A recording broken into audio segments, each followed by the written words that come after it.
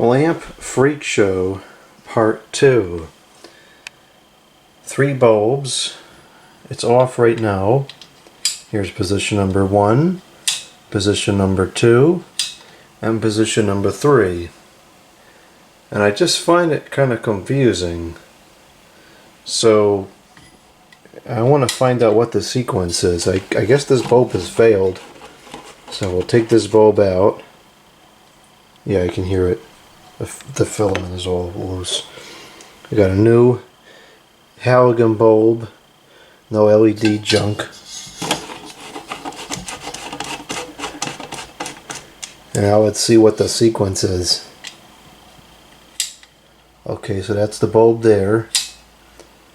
Okay, so that's how the sequence worked then. It goes 1, 2, and then 3. So that's why I was confused. I didn't expect it to do that. I would have expected it to just turn one bulb on as it went, but I guess it doesn't. Well, that's fixed. The lamp is brighter now, and the mystery is solved.